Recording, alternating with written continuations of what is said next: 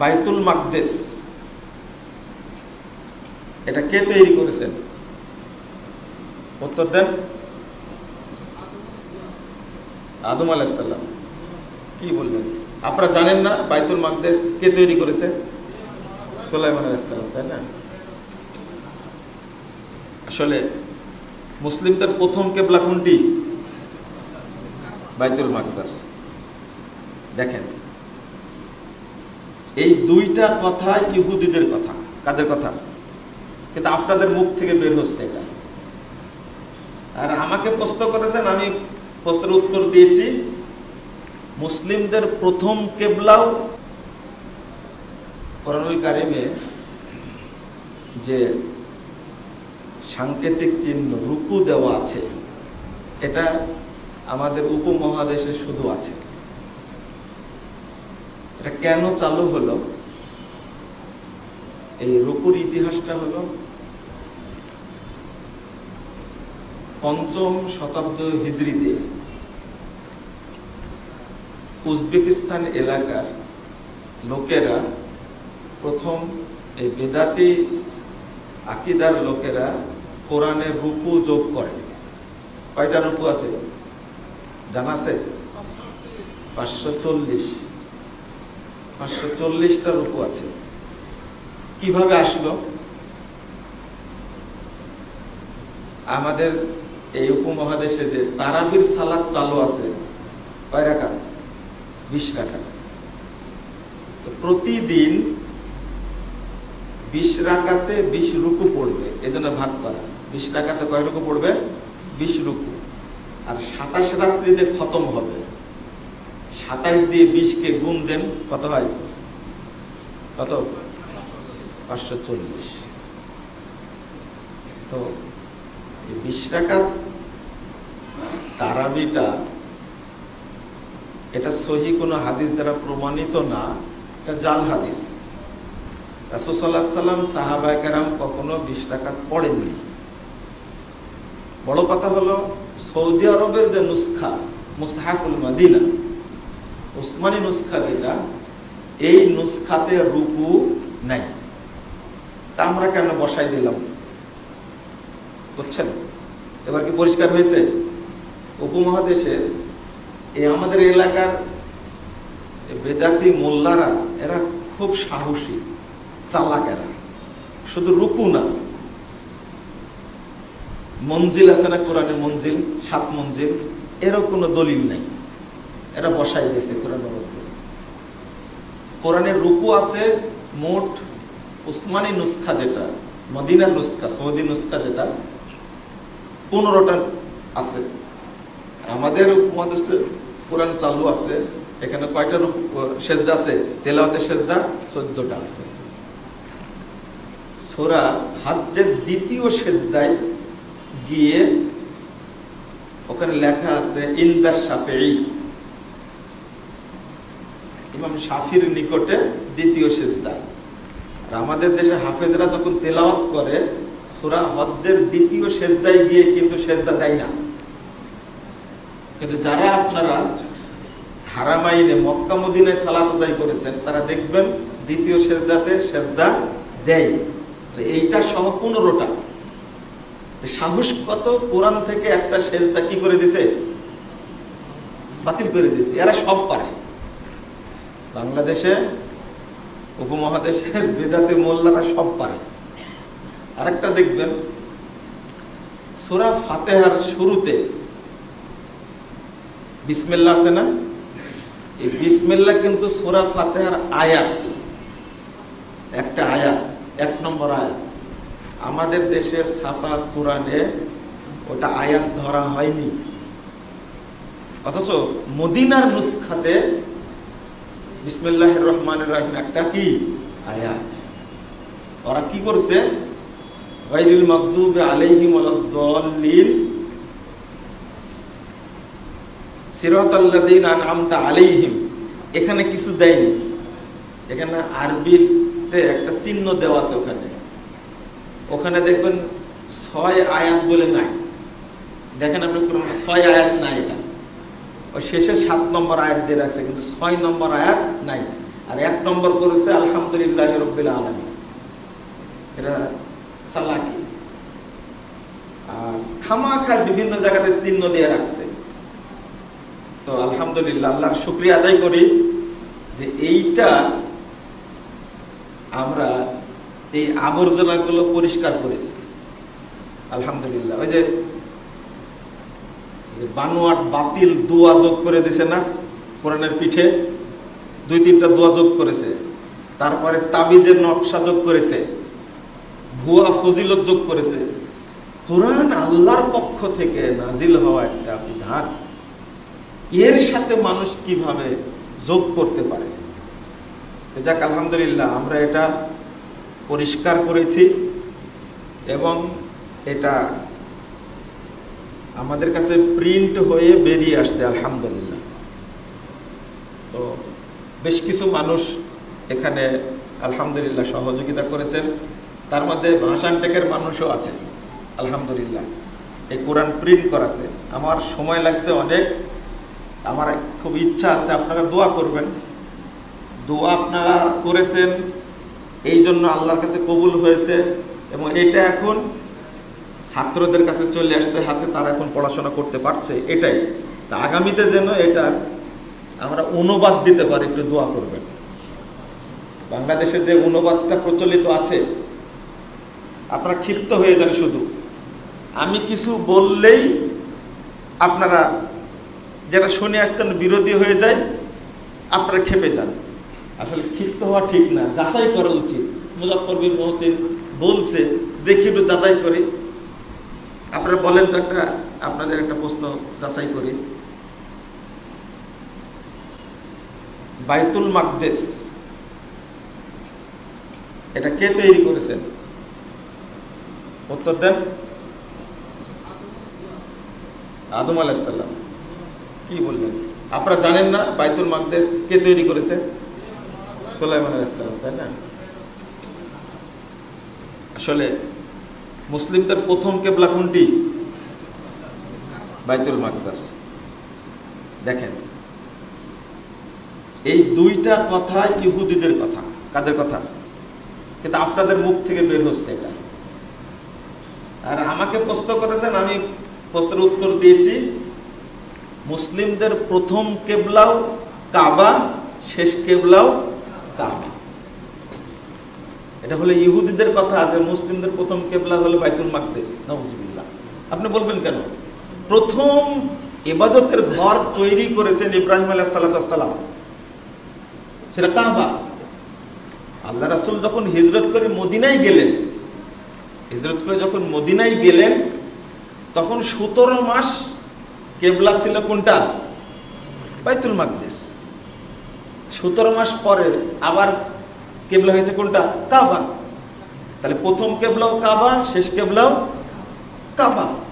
আমরা বাইতুল মাকদেসকে বলি কেন?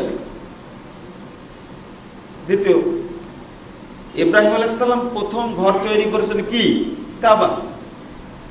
আর তিনি আরেকটা আসছে, তারই সন্তান ইয়াকুব আলাইহিস সালাম তার 40 বছর পরে বাইতুল মাকদেস তৈরি করেছেন। কে? ইয়াকুব আলাইহিস সালাম তৈরি করেছেন। আর তার 1000 বছর পরে সুলাইমান আলাইহিস সালাম এটা পুনর্নির্মাণ করেছেন। অথচ আমরা সবাই জানি বাইতুল মাকদেস তৈরি করেছেন কে? সুলাইমান আলাইহিস সালাম। অথচ তার 1000 বছর পূর্বে ইয়াকুব আলাইহিস সালাম বাইতুল মাকদেস তৈরি করেছেন। কথা কি বোঝা গেছে? এই উল্টা জিনিসটা চালু আছে আমাদের মধ্যে। আর এটা বক্তারা বেশি বলে, তাই না? বক্তারা বেশি বলে, আর বক্তাদের কথা আপনারা বেশি শোনেন। তো যাক, আপনাদের কাছে আমি বিষয়টা শেষ করি যে কোরআনুল কারীম নাম আল্লাহ কতটা দিয়েছেন, কিন্তু আমরা বলি কোরআন শরীফ, তাই না? হ্যাঁ, কোরআন শরীফ, এটা কি ঠিক আছে বলেন তো দেখি? ও মাশাআল্লাহ, এটা তো জানেন, এটাতে একমত। কেউ যদি কোরআন শরীফ না বলে কোরআন মাজিদ বলে, সমস্যা আছে? কোরআনুল কারীম বলে, সমস্যা আছে? আমি ঠিক এই কাজটাই করতে চেয়েছি। যেটা যোগ করে দিয়েছিল ভুয়া, সেইগুলোকে কি করেছি?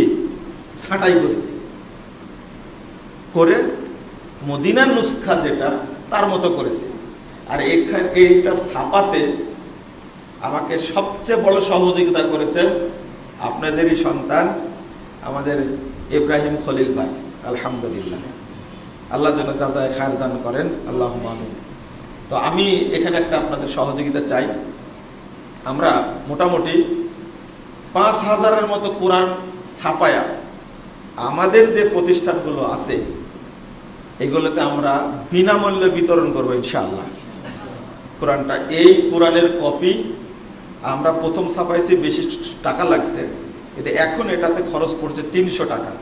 আপনাদের কাছে আমি আবেদন করব, আমরা যেন এই কোরআনের নুসখাটা সারা দেশে অন্তত আমাদের যে প্রতিষ্ঠানগুলো আছে আহলে হাদিস, এই প্রতিষ্ঠানগুলোতে আমরা বিতরণ করবো ইনশাআল্লাহ। আপনারা এই ফান্ডে সহযোগিতা করবেন আমাকে।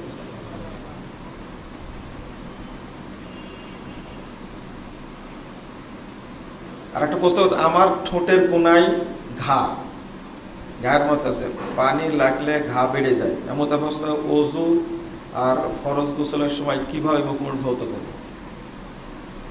প্রথমত ওই জায়গাটা আপনি যদি কিছু লাগায়া করতে পারেন, ওযু করতে পারেন, আর ওই জায়গাতে পানি না দিয়ে বাকি জায়গাটা কি করবেন, ধুয়ে ফেলবেন। ফরজ গোসলের সময় আপনি হয়তো গা ধুয়ে নিলেন আর ওই জায়গাটা কি করলেন, মাসা করে নিলেন, সমস্যা নাই। আর একাত্তম যদি না পারা যায় তাহলে তায়াম্মুম করবেন।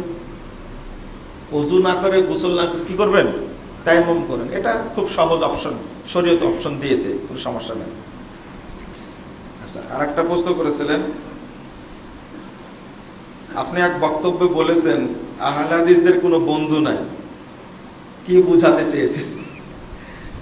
আচ্ছা, আহলে হাদিসদের কোনো বন্ধু নাই কেন বলেছে জানেন? আহলে হাদিসরা যে মানহাজের অনুসরণ করে সেটা কি সালাফদের মানহাজ। রাসূল সাল্লাল্লাহু আলাইহি ওয়াসাল্লাম, সাহাবায়ে কেরাম, তাবেঈন ইজম, তাদের নীতি ফলো করে আহলে হাদিসগণ। এই নীতির সাথে আমাদের অধিকাংশ মানুষের নীতির মিল নাই। আরো যদি খুলে বলতে চাই, এই প্রেক্ষাপটে কথাটা বলেছি, যে সরকারি আসে ওই সরকারি আহলে হাদিসদের উপরে কি করে, দমন পীড়ন চালায়। যেমন আজকে যে বক্তব্যটা দিলাম, এই বক্তব্যটা এই বর্তমান সমাজের লোক এটা কি গ্রহণ করতে পারবে? বলেন দেখি। আপনারাই পারেন না গ্রহণ করতে। আমরা তো আসলে এইরকম গুজামিলি কিছু চাই না। এই বক্তব্য দেওয়ার কারণে একটা উদাহরণ দিয়ে মাফ করবেন আমাকে। আমি এক সময় 14 সালে শেষের দিকে জেলে গেছিলাম, 15 সালে বেরিয়ে আসছি, আমার নিজের কথাই বলি। তো আমি কৃতজ্ঞ ভাষান টেকের মানুষদের প্রতি, আলহামদুলিল্লাহ, আপনারা অনেক ভালোবাসেন, অনেক স্মৃতি আছে আপনাদের সম্পর্কে। তো 14 সালে ক্ষমতায় ছিলেন এক সরকার, গত সরকারই তো ছিল, তাই না? একটা হত্যা মামলা দিয়ে আমাকে ফাঁসানো হলো। এখনো এই মামলার প্রতি মাসে হাজিরা দেওয়া লাগে, ও চার্জশিটও হয়নি। সেখানে গিয়ে দেখা হলো আল্লামা দেলোয়ার হোসেন সাঈদী সাহেবের সাথে, রহিমাহুল্লাহ। তো 3 মাস 22 দিন একসঙ্গে কথাবার্তা বলেছি, পাশাপাশি ছিলাম। তো আমি যাওয়ার আগে 2013 সালের 25শে ডিসেম্বর স্বাক্ষরিত একটা পত্র আমার কাছে দেওয়া হয়েছিল। আমার একটা বই আছে, জাল হাদিসের কবলে রাসূল সাল্লাল্লাহু আলাইহি ওয়াসাল্লামের সালাত, এই বইটা পড়েছেন। তার সাথে একই সঙ্গে সালাত পড়েছি, আলহামদুলিল্লাহ। বলেছেন, অনেক কথা বলেছেন। 9 পৃষ্ঠার একটা পত্র লিখছেন, 9 পৃষ্ঠার। তখন আমি তো বাহিরে, ফটোকপি পেলাম 2014 সালের 6 জানুয়ারি। আমি তার আগে ছিলাম মালদ্বীপে, একটা সেমিনারে গেছিলাম, ওখান থেকে আসার পরে আমি পত্রটা পেলাম। আর ওই সালেরই আমি নভেম্বরের 7 তারিখে, 14 সালের নভেম্বরের 7 তারিখে আবার গেলাম লালঘরে, আপনারা যেটা বলেন। তো সেখানে গিয়ে দেখা হলো, সাক্ষাৎ হলো। এই পত্রটা কিছু সংশোধনও করে দিয়েছেন তিনি। যখন বেরিয়ে আসলাম এই পত্র প্রচার হয়ে গেছে, আমি কিন্তু প্রচার করিনি, আমাকে মাফ করবেন।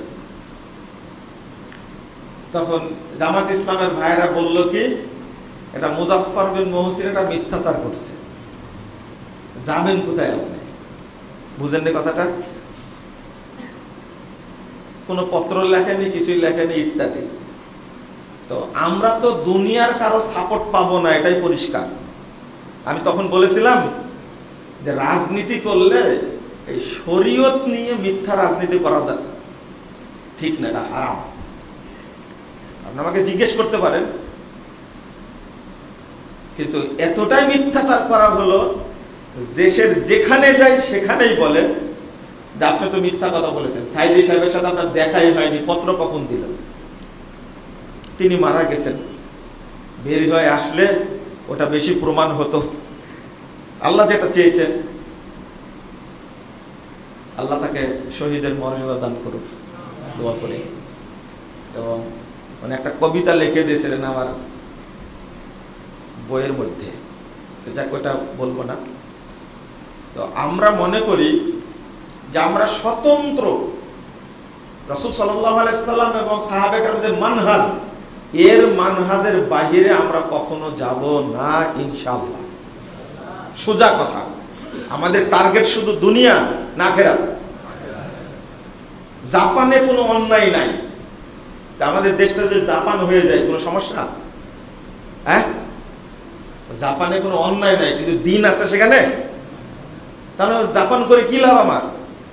তা আপনারা তো চাচ্ছেন দুনিয়াবি শান্তি হয়ে যাবে, সন্ত্রাস থাকবে না এই দেশে, হয়তো একদিন এই দেশে একদিন মাদক থাকবে না, ধর্ষণ থাকবে না, তবে এতই শান্তি পাবেন যখন কোনো ধর্ম থাকবে না, তাই না?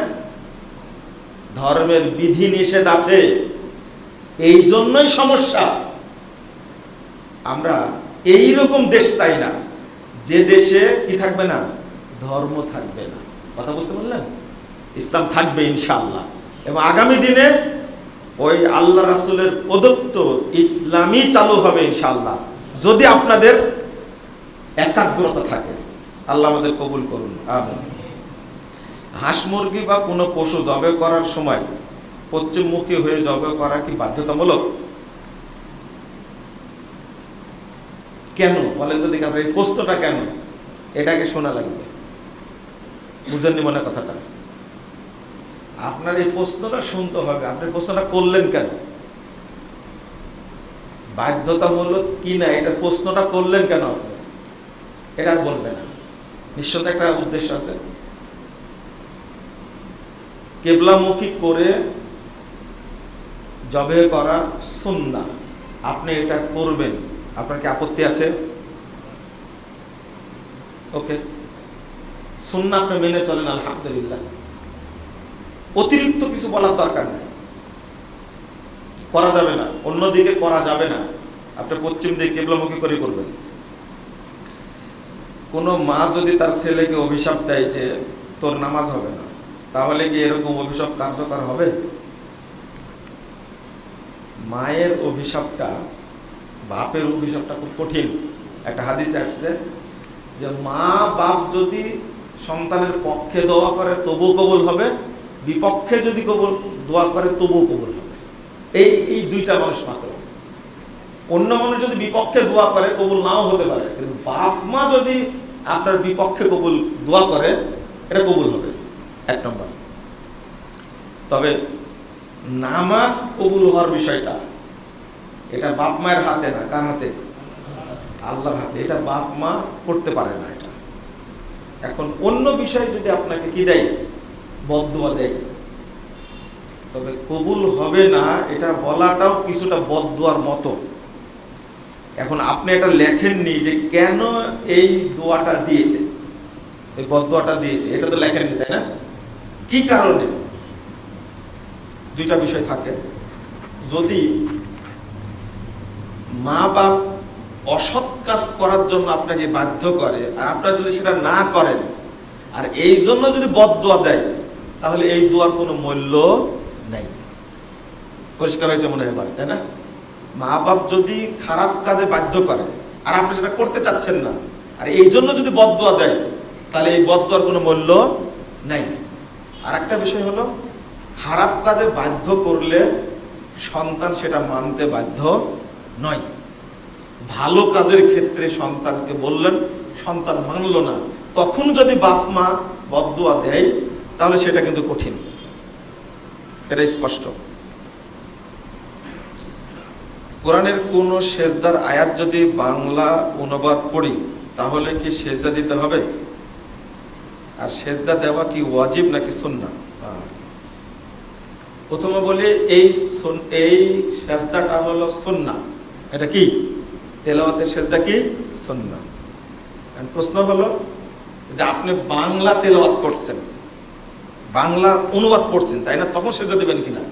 না, বাংলা অনুবাদ পড়লে সেজদা দেওয়া জরুরি না। ওটার নামই হলো তেলাওয়াতে সেজদা। কি তেলাওয়াতে সেজদা? তেলাওয়াত কালীন কি করবেন? সেজদা দেবেন।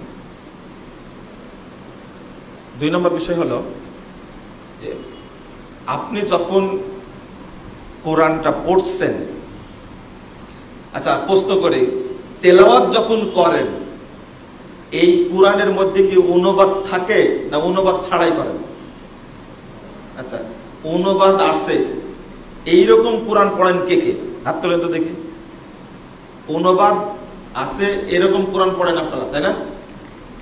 আচ্ছা, অনুবাদ নাই, ফ্রেশ আরবি কোরআন আছে, এটা পড়েন কে কে? কিছুটা সমান সমান মনে হচ্ছে নাকি? হ্যাঁ হ্যাঁ, জি, দুইটাই পড়েন। আচ্ছা, একটা জিনিস আমি বুঝাই দিই, যেটাতে অনুবাদ আছে এটাকে কোরআনুল কারীম? হ্যাঁ, বুঝেননি মনে কথাটা? এটা বঙ্গ অনুবাদ, তাই না? এটা কি বঙ্গ অনুবাদ কোরআন, এটাকে কোরআন বলতে পারবেন না। যদি তাফসির থাকে ওটা কি কোরআন? এর নাম কি তাফসিরুল কোরআন। তার হাদিসে আসছে কোরআন যেটা তেলাওয়াত করতে হবে সেটা হলো মুসহাফ। সেটা কি? মুসহাফ। ফ্রেশ কোরআন যেটা, এটাকে মুসহাফ বলে। এইটা পড়বেন এখন থেকে, এইটা পড়বেন। আর যখন অনুবাদ পড়তে ইচ্ছা করবে তখন আপনি অনুবাদ কোরআনটা বের করে বুঝে পড়ার চেষ্টা করবেন। বুঝে আসলো কি? যখন তেলাওয়াত করবেন তখন কি শুধু ফ্রেশ কোরআনটা পড়বেন আপনারা, কারণ এটাই কোরআন। অনুবাদটাকে কোরআন বলা হয় না, আবার তাফসিরটাকে কোরআন বলা হয় না। আর একটা বলা হলো এই কোরআনটা কিন্তু অপবিত্র অবস্থায় স্পর্শ করতে পারবেন না, কিন্তু অনুবাদটা, ব্যাখ্যাটা, তাফসিরটা এটা অপবিত্র অবস্থাতেও পড়া যাবে, স্পর্শ করা যাবে। পার্থক্য বুঝলেন এবার? আর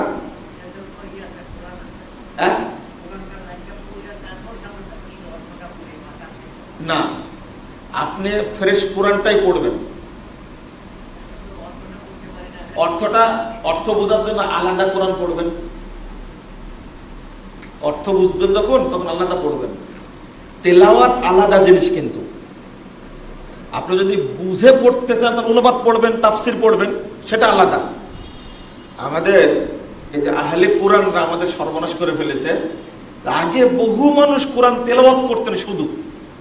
রমাদান মাসটা হলো তেলাওয়াতের মাস, এইটা মাসটা কোরআন বুঝে পড়ার মাস না। কোরআন বুঝা পড়বেন অন্য মাসে, কিন্তু রমাদান মাস কি শুধু তেলাওয়াত করবেন, যত পারেন তেলাওয়াত করবেন। আর যারা বাংলা উচ্চারণ করে পড়েন তারা নেকি পান না, তাদের পাপ হয়। বাংলা উচ্চারণ করে কোরআন তেলাওয়াত করা কি হারাম? অনেকেই করে। বিভিন্ন জায়গায় জিজ্ঞেস করছি, বহু মানুষ দেখছি বাংলা উচ্চারণ করে কোরআন পড়ছে। ওরা তো আমরা আরবি পড়তে জানি না। আমি বললাম যে এত পড়ে বিসিএস ক্যাডার হয়েছেন আর এখন রিটায়ার্ড হয়ে গেছেন, কোরআন পড়ছেন বাংলা। কোরআন পড়তে জানেন না, শিখেন, আরবি শিখতে হবে। কোরআন কোরআনের ভাষাতেই পড়তে হবে। আরবি, ইংরেজি, উর্দু কোনো ভাষায় উচ্চারণ করে পড়া যাবে না, হারাম। কি প্রশ্ন করছেন আপনি?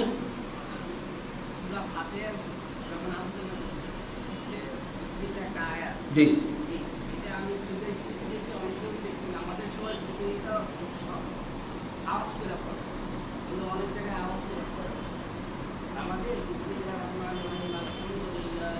বিসমিল্লাহির রহমানির রহিম শেখ সুদাইসি জোরে পড়ে। হ্যাঁ কি বললেন আপনি নামাজের মধ্যে? আমরা তো শুনিনি কখন। আপনারা শুনেছেন? বিসমিল্লাহ সূরা ফাতিহার আয়াত, এটা যেমন ঠিক সূরা ফাতিহা পড়ার সময় বিসমিল্লাহ পড়তে হবে আস্তে, জোরে পড়া শুরু করতে হবে কোথা থেকে? আলহামদুলিল্লাহ রাব্বিল আলামিন। ঠিক আছে?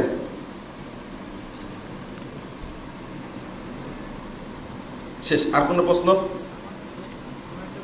আচ্ছা এই বাচ্চা ছেলে বল।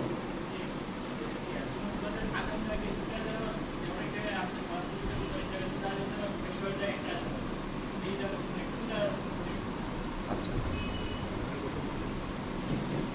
জুমার দিনে দুইটা আজান দেওয়া, অনেক মসজিদে দুইটা দেয়, অনেক মসজিদে কয়টা দেয়? একটা দেয়।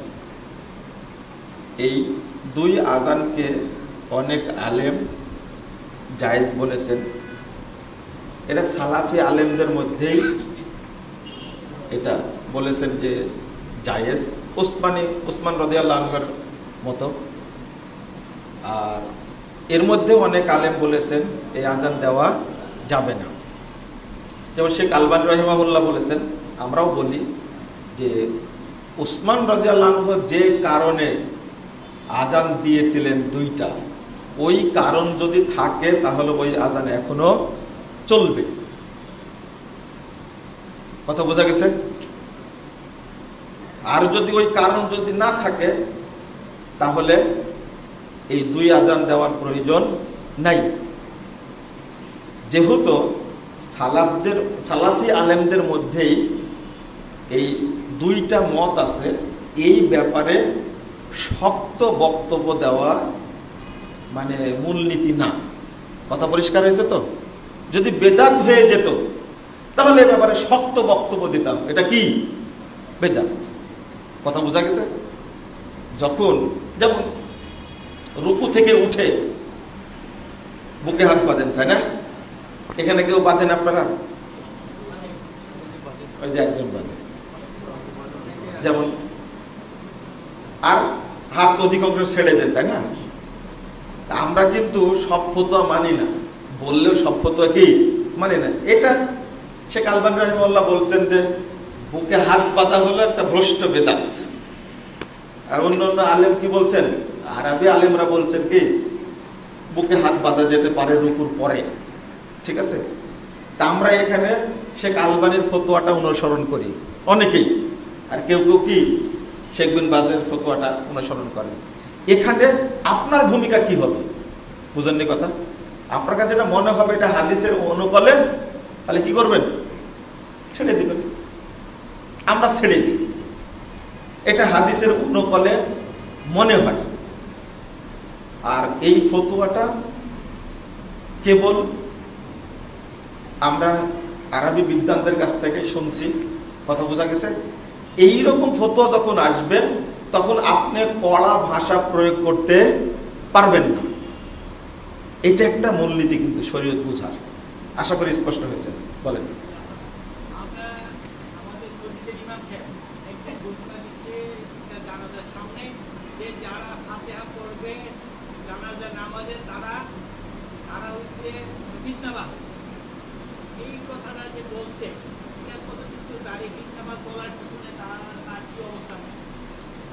দেখেন, সূরা ফাতিহা জানাজার সালাতে না পড়লে সালাত হবে না। শুধু জানাজা না, যে কোনো সালাত সূরা ফাতিহা না পড়লে হবে না, বাতিল। সালাত কি? বাতিল।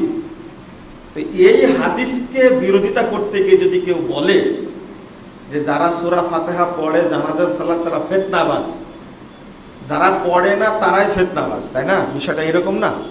উল্টা যারা সুন্নাহ মানে তাদেরকে কি বলছে? ফিতনাবাজ। কত কি বলে, ইহুদিদের দালাল বলে, তাও তো এটা বলেনি আপনাকে। আমাদের তো ইহুদির দালাল বলে, খ্রিস্টানের দালাল বলে, ডাক্তার জাকির নায়েককে খ্রিস্টানের দালাল বলে, যদিও তার বক্তব্য শুনে কোনো মুসলমান খ্রিস্টান হয়নি, কিন্তু বহু খ্রিস্টান মুসলিম হয়ে গেছে। এইগুলো বলার কারণে বলে।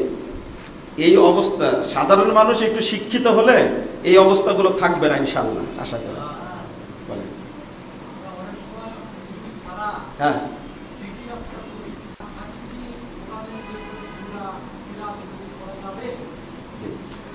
ভাই প্রশ্ন করেছেন যে ওযু ছাড়া জিকির আজকার বা পুরো কোরআনের সূরা পড়া যাবে কিনা। অবশ্যই পড়া যাবে। মুখস্থ পড়ছেন আপনি, ওযু ছাড়া জিকির আজকার করা যাবে, সব সময় করা যাবে, শুধু বাথরুম বাদ দিয়ে। 2 নম্বর হলো যে জিকির আজকার গুলো ওযু অবস্থায় করা ভালো।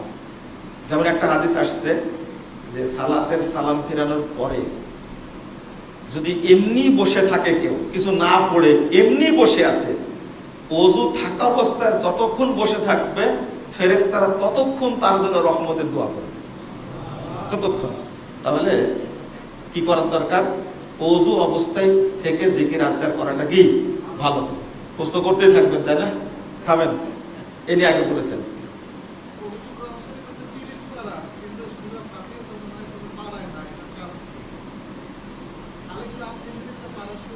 আচ্ছা আচ্ছা, আলিফ লাম থেকে পারা শুরু, তাহলে সূরা ফাতিহা কোন পারার অন্তর্ভুক্ত, তাই না? সূরাতুল ফাতিহা এটা কি ভূমিকা, উম্মুল কুরআন। আল ফাতিহা শব্দের অর্থ হলো ভূমিকা, শুরু। যদিও নাম এই সূরার অনেক আছে, কিন্তু এই সূরাটাকে ভূমিকা বলা হয়। কিন্তু ভূমিকা তো কোরআনের বাইরে থাকে না, ভিতরে থাকে? ভিতরে থাকে। এটা কোরআনেরই অংশ। আপনি এভাবে প্রশ্ন করবেন না কখনো। আর কোরআন শরীফ বলবেন না, কি বলবেন? কোরআন মাজিদ বলবেন, কোরআন কারিম বলবেন, ঠিক আছে? বলেন। আপনার দাড়ি বড় আছে, ইনি বলেন না, বলেন। সিজদা যাওয়ার সময় আগে হাঁটু না হাত? বয়স যদি অনেক দিন হয়ে গেছে, এই প্রশ্নটা এখন করাটা তার জন্য ঠিক না, নাকি? যদি মনে করেন যে আমাদের জন্য, আমি কিন্তু আবার একটু অন্যভাবে নেই, তো কিছু মনে করেন না। আগে হাত দিবেন। হাত দেওয়ার হাদিসটা সহি, আর আগে হাঁটু দেওয়ার হাদিসকে অনেকেই জয়ীফ বলেছেন, ঠিক আছে? সহি হাদিসটা আপনারা আমল করবেন ইনশাআল্লাহ। বলেন এবার।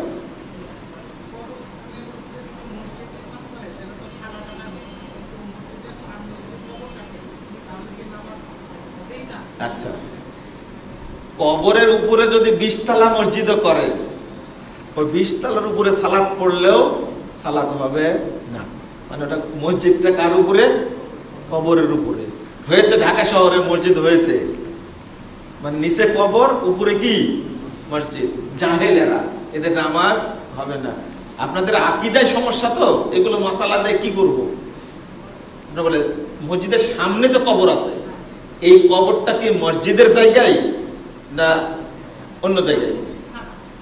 মসজিদের জায়গা না। আচ্ছা, এইটা পরিষ্কার করতে হবে। মসজিদের জায়গায় যদি কবর থাকে, সামনে হোক, ডানে হোক, বামে হোক, কোনো জায়গা থাকলে ওই মসজিদে সালাত হবে না। এটা হলো 1 নম্বর।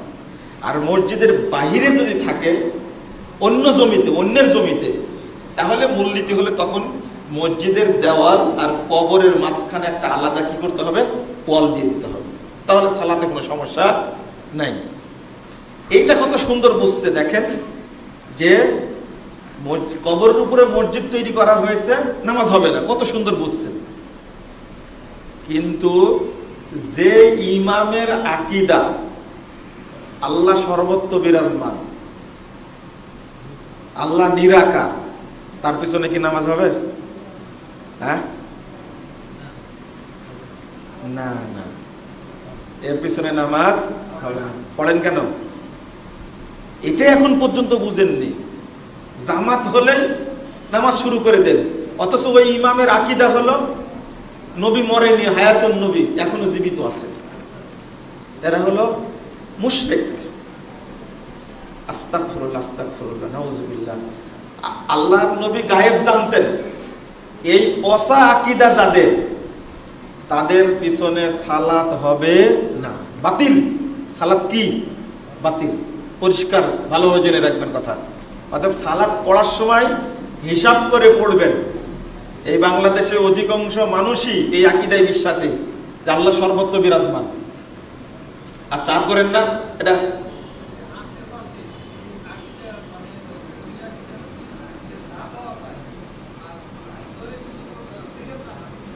দেখেন তো জটিল করে ফেললে এবার, তাই না?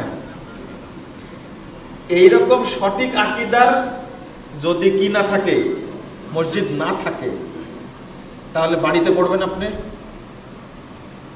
আপনারা কি আউয়াল ওয়াক্তে সালাত পড়েন? পড়েন না।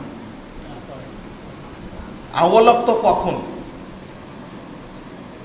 মনে করেন 12টা 2-এ জোহর হচ্ছে। কয়টা? 12টা 2-এ জোহর হচ্ছে। জামাত কয়টায় হয়? একটাই। অথচ 15 মিনিট আউয়াল ওয়াক্ত টাইম আছে কয় মিনিট? আজানের সময় থেকে নিয়ে 15 মিনিট, 20 মিনিট মুসল্লির আসতে সময় লাগবে। আপনারা মনে করেন যে আজানের পরে ওযু করতে হবে, বাথরুমে যেতে হবে, তারপরে কি মসজিদে যাবেন? না, আজান হলেই মসজিদে আসতে হবে। তাহলে ওযু, গোসল, বাথরুম সারা এটা সালাতের সময়ের আগে না পরে? আগে। আল্লাহ রাসূল বলছেন যালিকুমুর রিবা, যালিকুমুর রিবা, যালিকুমুর রিবা। এটাই হলো সালাতের প্রস্তুতি, এটাই হলো সালাতকে পাহারা দেওয়া। সালাতকে তো পাহারা দেন না আপনারা। এক আউয়াল ওয়াক্ত পড়েন না।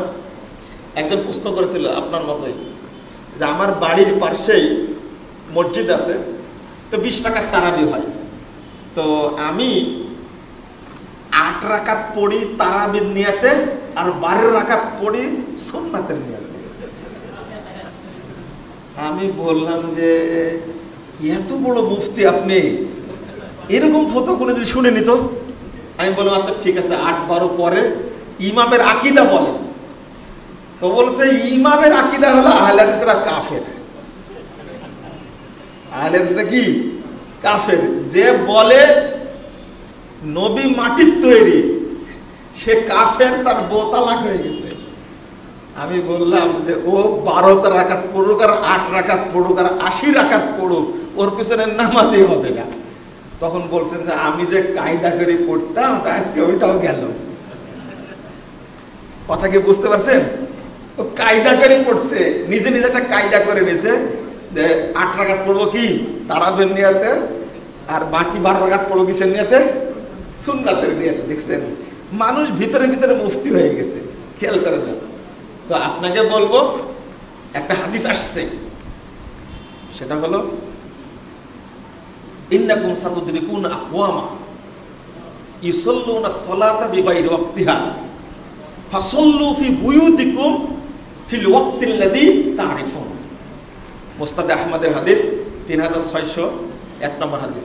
আল্লাহ রাসূল বলেছেন অনেক দল আসবে, দেখবা সালাত পড়বে, তারা ওয়াক্ত থাকবে না তখন পড়বে, ওয়াক্ত নষ্ট হয়ে যাচ্ছে তখন পড়বে। তখন তোমরা তোমাদের সালাত বাড়িতে পড়ো। স্পষ্ট হলো? পাওয়া গেল সালাত নষ্ট হওয়া ভালো না সালাত কবুল হোক বাড়িতেই পড়ি সেটা ভালো? কোনটা? এদের পিছনে নামাজ পড়লে নামাজ কি হবে? বাতিল হবে। আপনি এখানে ফতোয়াগিরি করেন না, ঠিক আছে? আশা করি আপনারা স্পষ্ট হয়েছেন, জাযাকুমুল্লাহ খায়রান। আর আজ থেকে 30 বছর আগে মারা গেছেন একজন আলেম, তিনি রহমানি আলেম। তার ছেলে বলছেন যে আমার আব্বা কোনো দিনই ওদের পিছনে নামাজ পড়েনি। জিজ্ঞেস করতেন কেন পড়তেন না? তো বলছে যে ওদের পিছনে নামাজ পড়লে নামাজ হবে না, এটা জাতিকে তো বোঝানো যায় না। আমি নিজে পড়ি না, মানুষকে বললেই মানুষ প্রশ্ন করে, তো মানুষকে বললে তো বুঝাতে পারি না। ওদের আকীদা হলো আল্লাহ সর্বত্র বিরাজমান, আল্লাহ নিরাকার, নবী গায়েব জানতেন, নবী হায়াতুন নবী, পীরেরা জীবিত আছে আমাদের উপকার করে। এই সমস্ত আকীদা যারা, তারা হলো কি মুশরিক। লোকটা মারা গেছে কত বছর আগে? 30 বছর আগে এত বড় আলেম মারা গেছেন, তিনি পড়তেন না। আর আজকে আহলে হাদিসদের আকীদার প্রচার বেশি, জাহেলও বেশি হচ্ছে। আল্লাহ আমাদের বোঝার তৌফিক দান করুন, আমিন। আর প্রশ্ন করেন না। বলেন।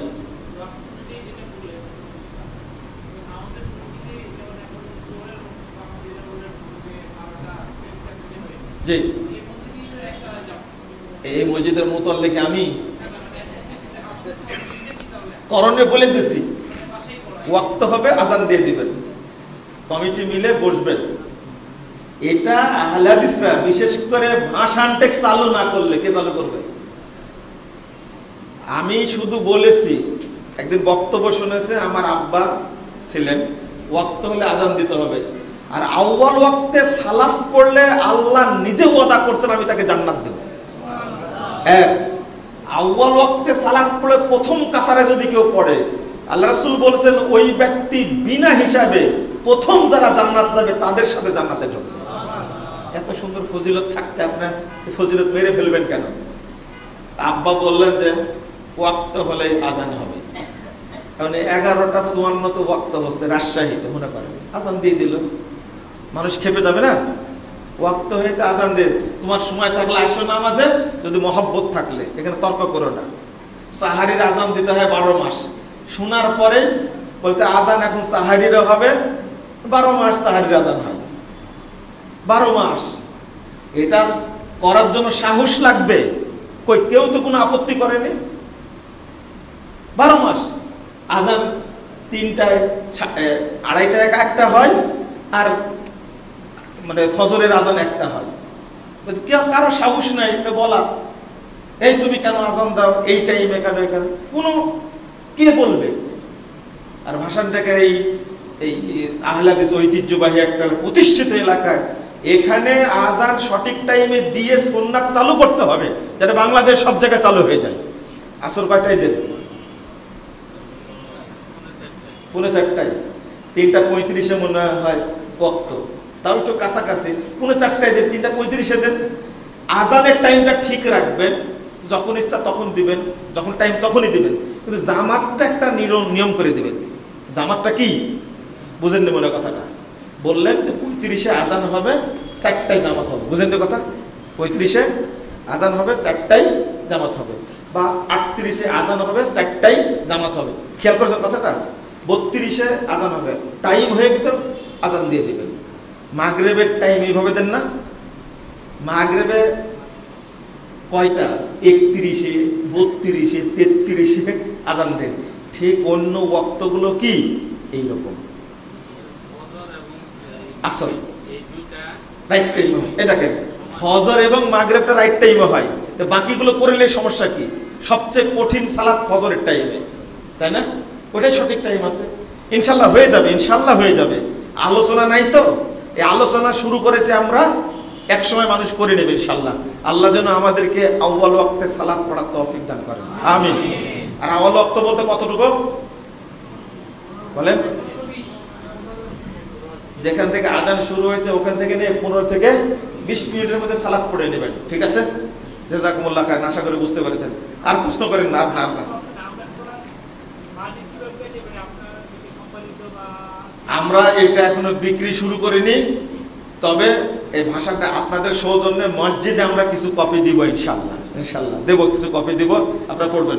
বিক্রি শুরু করিনি আপনাদেরকে, তবে আমি এটা এখন পর্যন্ত চিন্তা করেছি ফ্রি দিতে থাকবো, যদি আপনারা সহযোগিতা করেন ইনশাল্লাহ। মুস্তাহাব যেহেতু, এটার সম্মানে থাক। এখানে যারা মুসল্লি আছে মনে করেন 500 কোরআন দিলে তো কভার হয়ে যাবে ইনশাল্লাহ, তাই না? তাহলে সমস্যা কি?